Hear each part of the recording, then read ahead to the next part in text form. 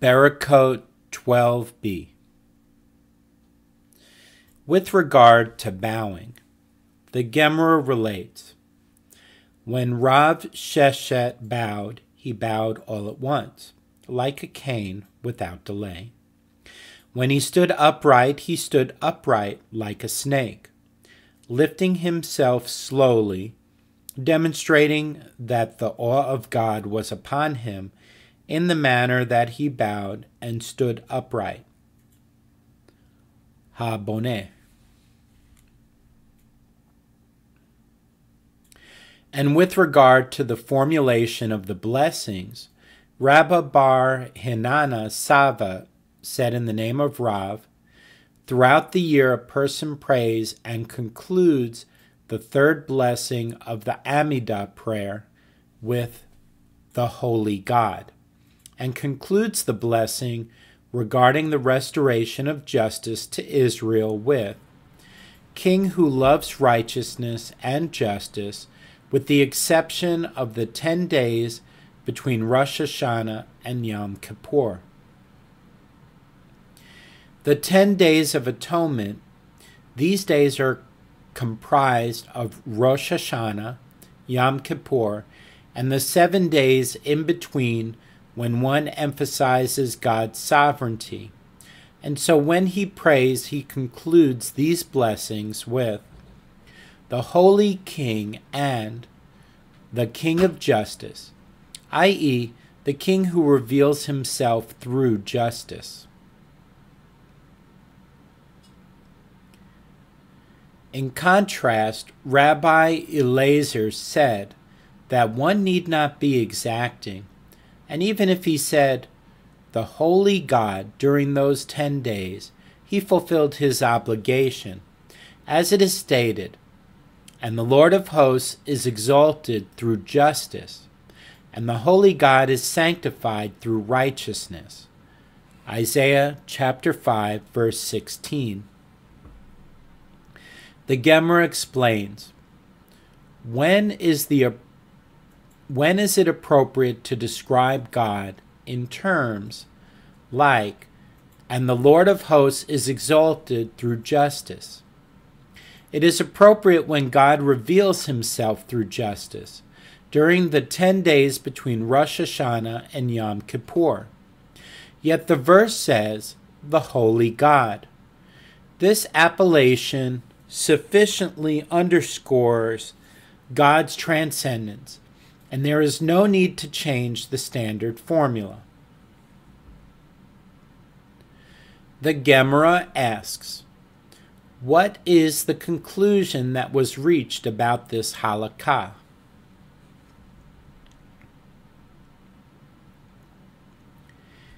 Here too, opinions differ.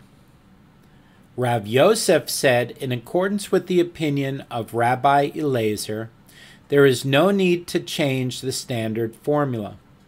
The Holy God and King who loves righteousness and justice.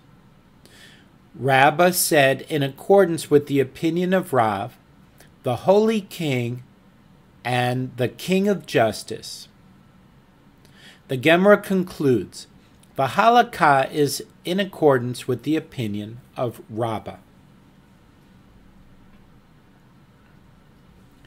And Rabbi Bar Hinana Sava said in the name of Rav, anyone who can ask for mercy on behalf of another and does not ask is called a sinner, as it is stated following Samuel's rebuke of the people. As for me, far be it from me that I should transgress against the Lord in ceasing to pray for you. But I will teach you the good and the right way. 1 Samuel 12:23. Had Samuel refrained from prayer, he would have committed sin. Rava said, if the one in need of mercy is a Torah scholar, it is insufficient to merely pray on his behalf. Rather, one must make himself ill worrying about him. The Gemara seeks to clarify the source of this halakha. What is the reason that one must make oneself ill over a Torah scholar in need of mercy?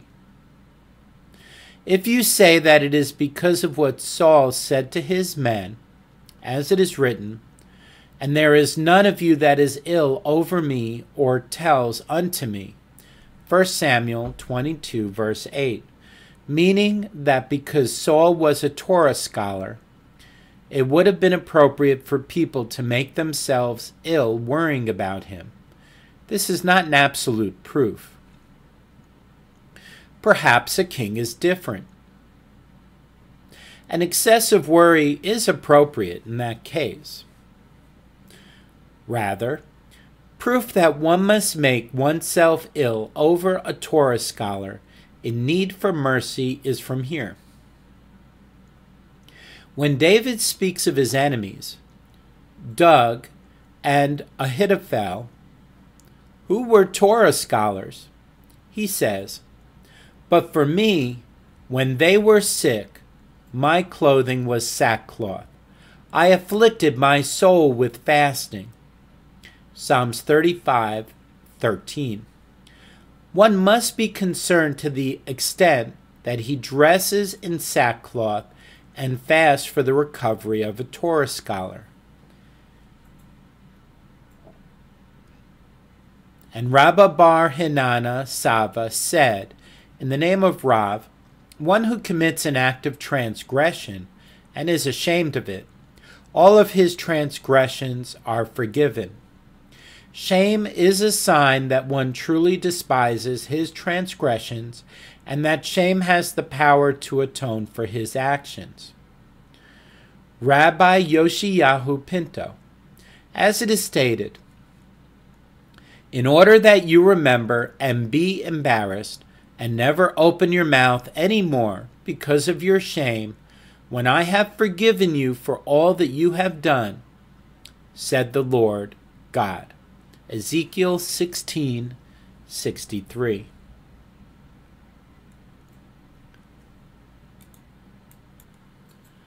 However, this proof is rejected. Perhaps a community is different, as a community is forgiven more easily than an individual. Rather, proof that an individual ashamed of his actions is forgiven for his transgressions is cited from here. When King Saul consulted Samuel by means of a necromancer before his final war with the Philistines, and Samuel said to Saul, "Why have you angered me to bring me up?" And Saul said, "I am very pained, and the Philistines are waging war against me. And God has removed himself from me and answers me no more, neither by the hands of the prophets nor by dreams. And I called to you to tell me what to do." 1 Samuel 28:15. Saul says that he consulted prophets in dreams, but he did not say that he consulted the Urim Thummim. The reason for this is because he killed all the residents of Nov, the city of priests, and because of this transgression, Saul was ashamed to consult the Urim Thummim, which was accomplished by means of a priest.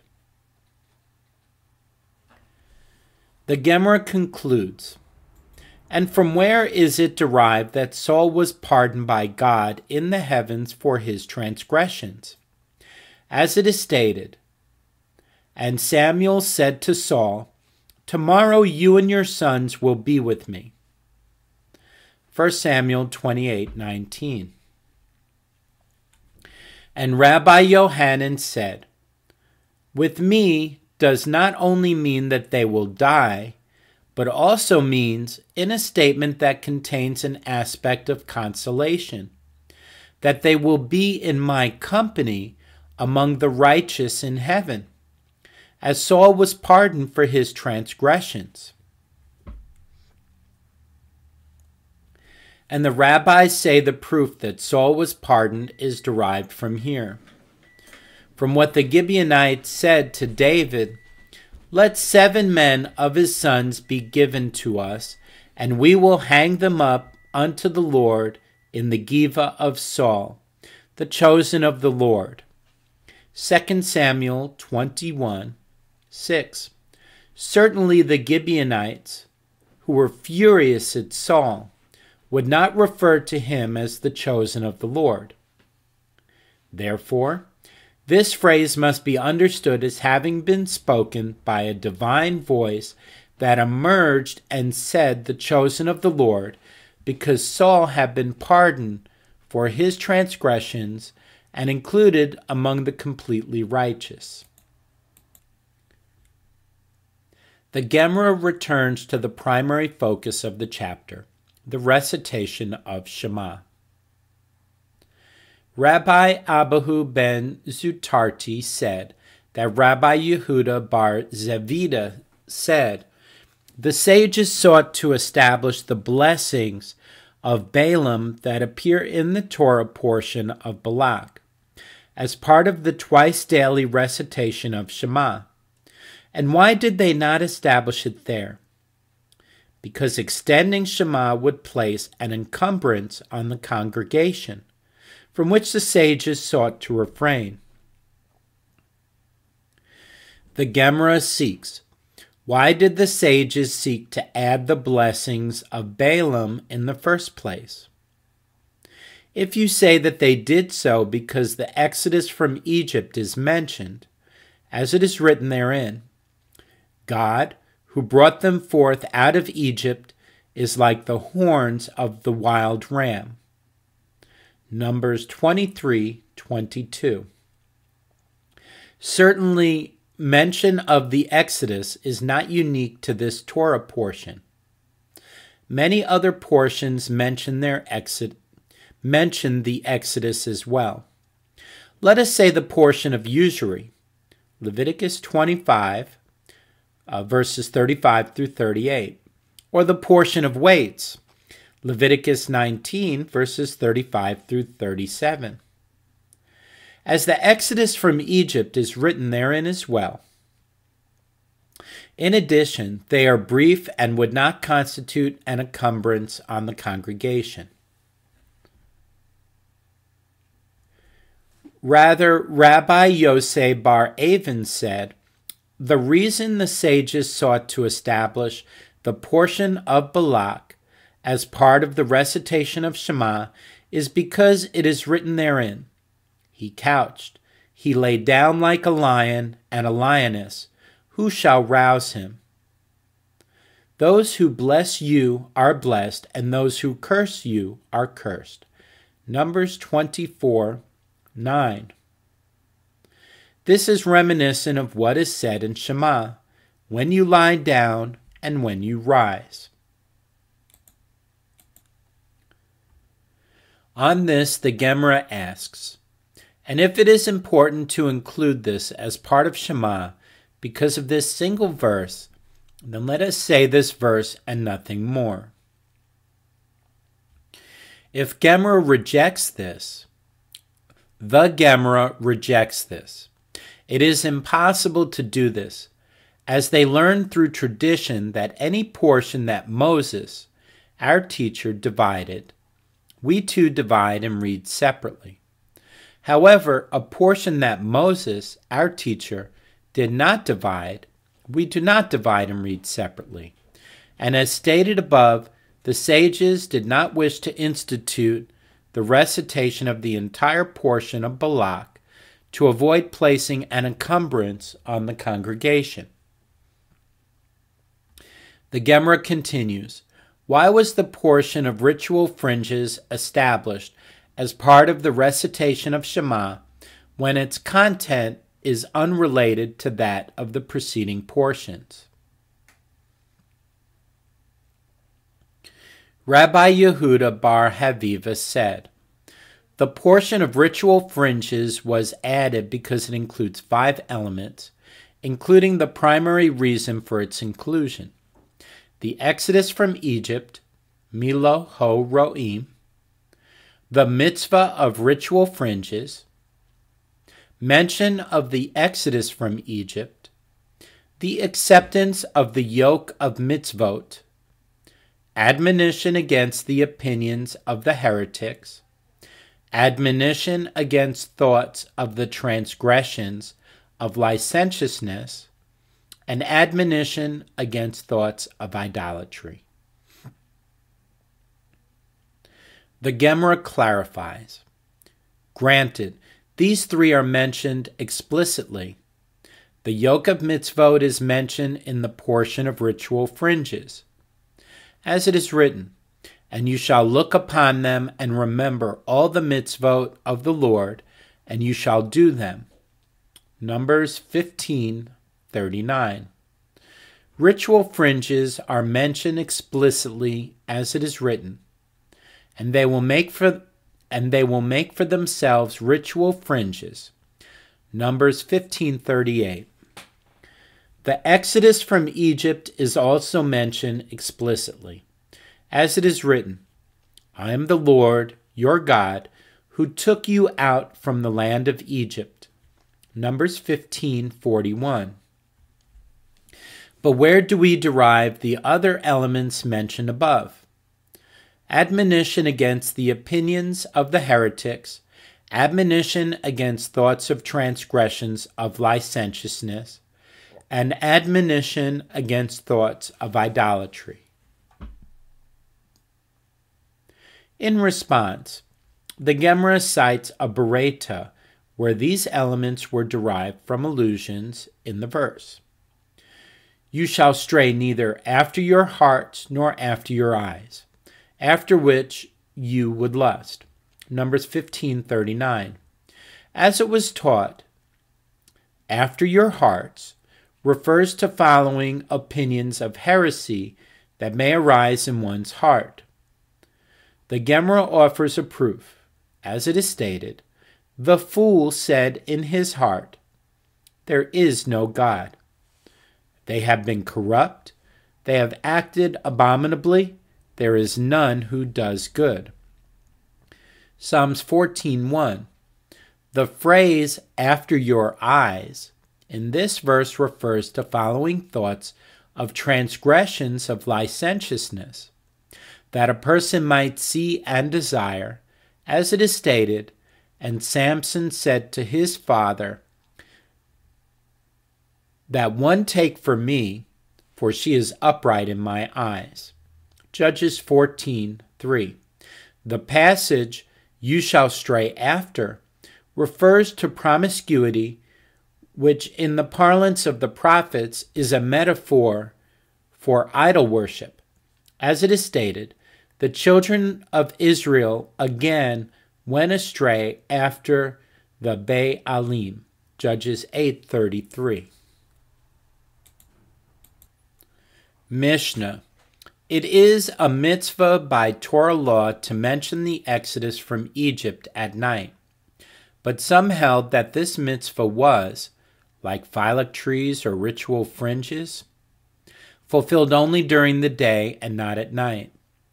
For this reason it was decided, the exodus from Egypt is mentioned at night, adjacent to the recitation of Shema.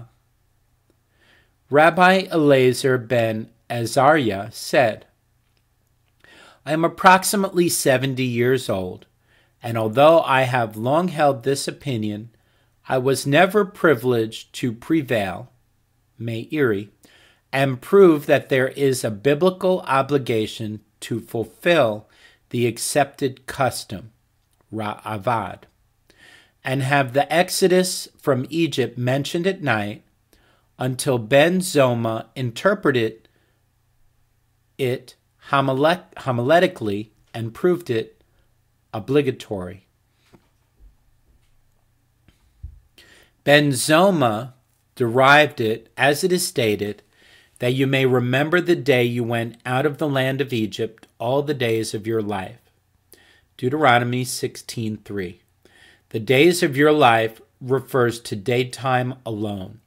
However, the addition of the word all, as it is stated, all the days of your life comes to add nights as well. And the rabbis, who posit that there is no biblical obligation to mention the exodus from Egypt at night, explain the word all differently and say, the days of your life refers to the days in this world. All is added to include the days of the Messiah. Gemara. The fundamental dispute between Ben Zoma and the sages appears in the Mishnah, and the Berakhot cites its continuation, disputing the position of the sages that all the days of your life refers to both this world and the days of the Messiah. It was taught in a Berakhot that Ben Zoma said to the sages, and is the exodus from Egypt mentioned in the days of the Messiah? Was it not already said that Jeremiah prophesied that in the days of the Messiah, behold, days are coming, says the Lord, that they will no longer say, the Lord lives who brought up the children of Israel out of the land of Egypt. Rather, as the Lord lives, that brought up and led the seed of the house of Israel up out of the north country and from all the countries where I had driven them. Jeremiah 23, verses 7 and 8. The sages reject this claim, and they said to him that these verses do not mean that in the future the exodus from Egypt will be uprooted from its place and will be mentioned no more. Rather, redemption from the subjugation of the kingdoms will be primary, and the exodus from Egypt will be secondary.